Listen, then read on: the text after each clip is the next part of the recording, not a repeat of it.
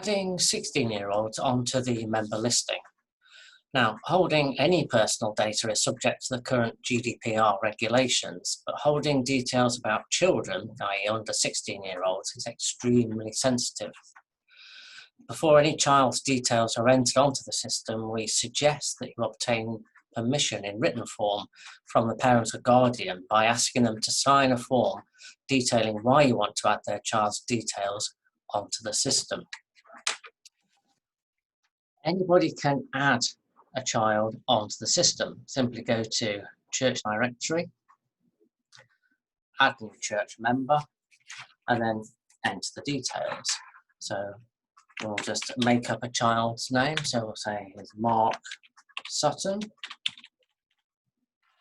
and preferred name is Mark.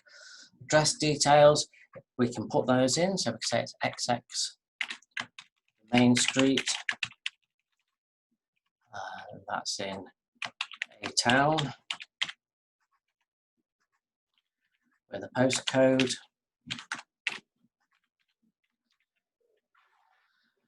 Now, a landline phone number, it might be that you want to store the parent or guardian's landline number or phone number in there, which is fine.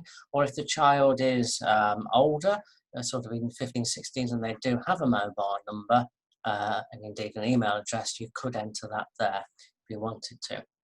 The other area that we can enter is the date of birth.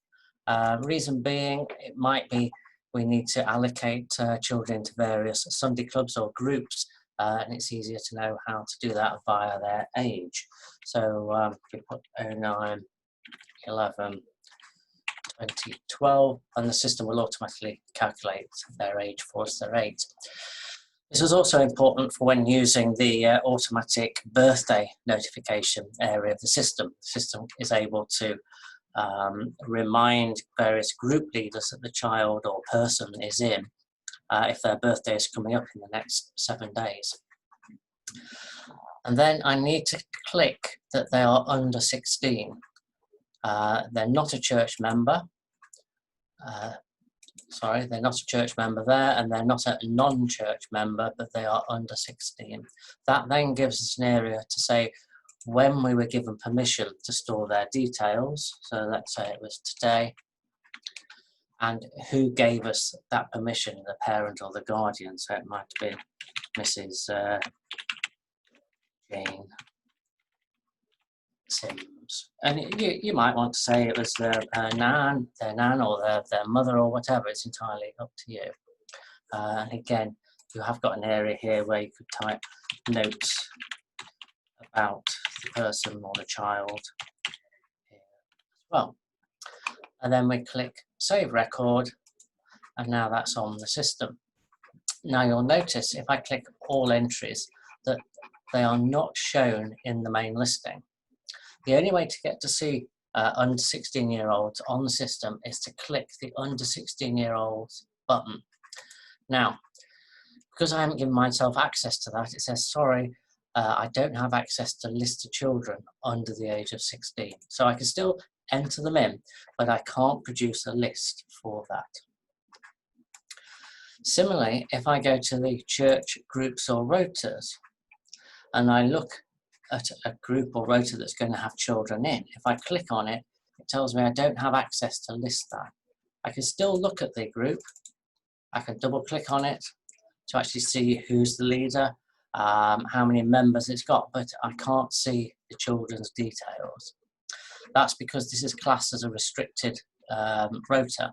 Now, I can't even change that to no because I don't have permission. So the system is very well protected for anybody that doesn't have access to the child's data.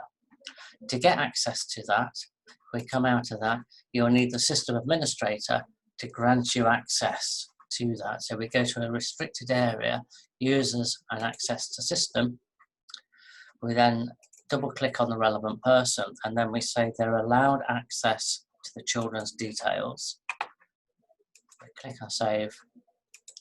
Now when I go to the church directory, obviously they're still not shown in the general directory, and it won't appear in a publishable directory. There's no way that we can have the children in there, but we can click the under 16-year-olds, and now it will show me those details of the children. And I can double click on that to amend the details if necessary. Similarly, if I go to my rotas, now if I click on the Sunday club, I will be able to see the members of that Sunday club, and I can add and move members from that. So that's the guidelines on how to enter under 16-year-olds into the system.